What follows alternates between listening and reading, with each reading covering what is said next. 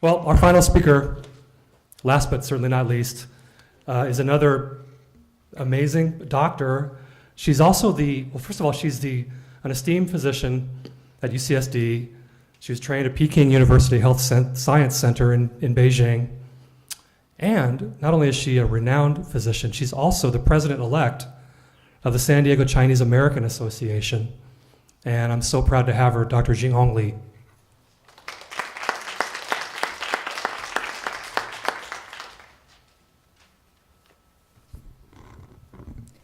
Thank you, Jamie. So yeah, it's a great honor to be here, and it's even a bigger honor to be your last speaker of the event. So I think all of us agree that this is such a unique and remarkable event. So many of us, including myself, sit through many conferences every day, but this one is the most unique and remarkable from all of the conferences I've been to. Can we give some applause for that? So this is happening. This is happening right here, right now, in San Diego, one of the largest biotech hubs in the country, and also with one of the best cancer institute, UCSD Morse Cancer Center, just next door. So I really think it's really, really remarkable. So as Jamie introduced, I do have a weekend job as a president-elect for San Diego Chinese American Society.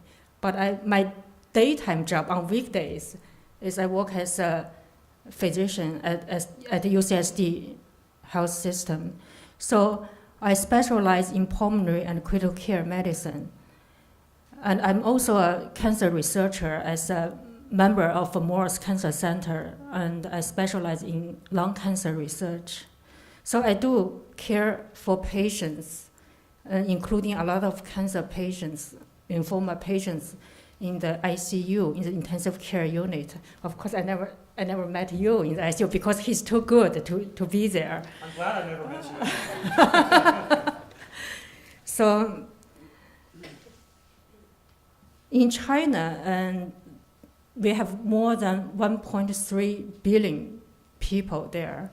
So we also have increasing rate and incidence of many types of cancer, including lymphoma.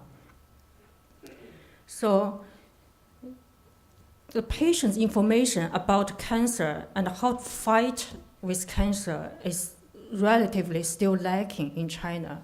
There are many huge hospitals in China. There are many talented physicians in China, but still from the patient perspective, that their information and knowledge and the insight of how to fight with cancer is still lacking.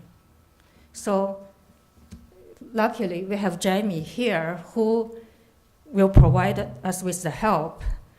So I heard that Jamie wrote a book that called The Hope Begins in the Dark, which is a profile book of 40 American lymphoma survivors book.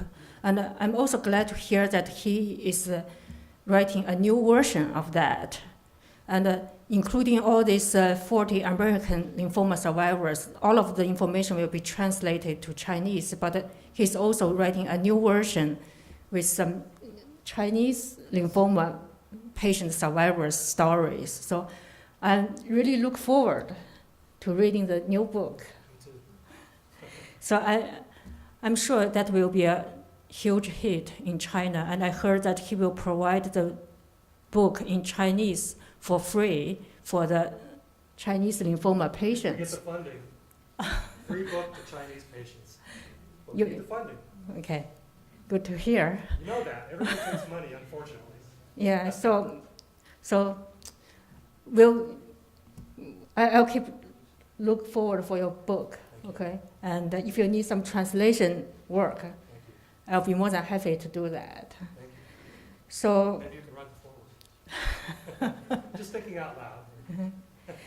So I myself, as a physician and also as a cancer researcher, I'm actually very excited in the recent years about all the advances we made in terms of cancer treatment. For example, the cancer immunotherapy and also the cancer stem cell research. So on top of that, with all the advance of translational medicine, on top of that, with the help from people like Jamie, to provide all the useful information to the patient, all the emotional support to the patient, I believe we will beat cancer. Thank you.